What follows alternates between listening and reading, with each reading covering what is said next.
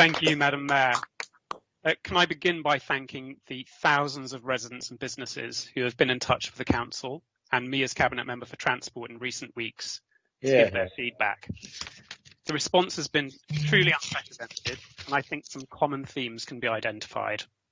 There is a broad consensus on the need for safer and healthier streets, and Transport for London's red route through Balham and Tooting, the A24, is clearly a priority for action with an unenviable record on safety. However, there are overwhelming concerns about the design and implementation of changes that TfL have introduced on the A24. So I hope that tonight we can come together and urge a rethink about their approach. Of course, we must do something to tackle the A24's worrying accident record.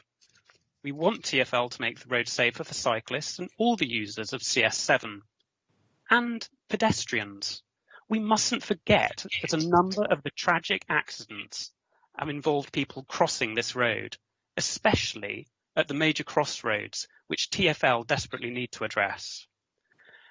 There is a growing sense that the design and implementation of TfL's changes on this critical route is having unintended consequences and potentially making things worse.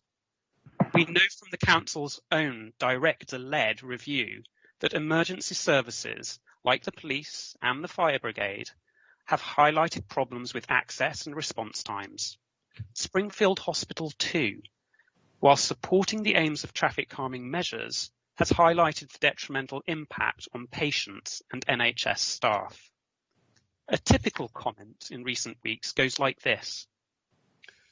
I'm concerned for the safety of people at bus stops, the difficulties for emergency vehicles, particularly ambulances going to and from St George's, the problems caused for local businesses and overall congestion.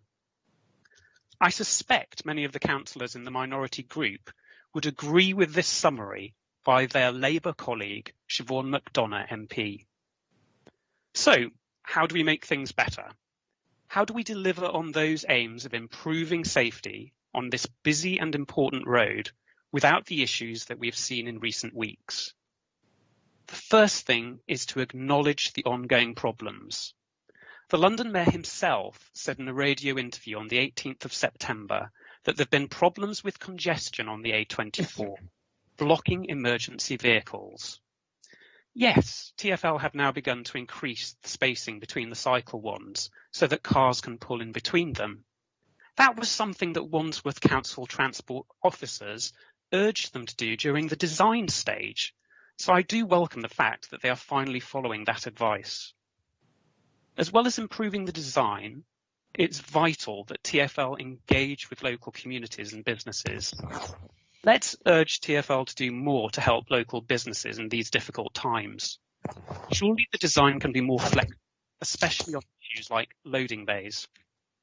The case of Minard Jewellers on Upper Tooting Road, which sells jewellery for South Asian weddings, is just one example of the specialised businesses in the area which attract customers from far further afield than just Wandsworth. They are very clear that TfL's changes are making it harder for them and for their customers. Critically, we need to respect local people's views. If these transport improvement schemes are to work, it is vital that we bring people with us. Behavioural change requires meaningful engagement, and if this means taking longer and implementing changes incrementally, so be it. Let's give practical consideration to what people need to help them change the way they travel. For example, Wandsworth Council has long lobbied for the extension of the Boris Bike schemes to Balham and Tooting, which is long overdue by TfL.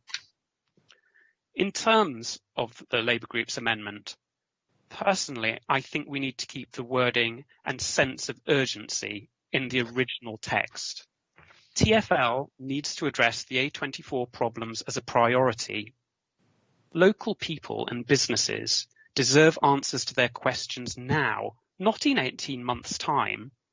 So I ask colleagues to support the motion unamended. Madam Mayor, this council has listened to the residents and businesses of Balham and Tooting. Now it's Sadiq Khan's turn to do the same. Thank you.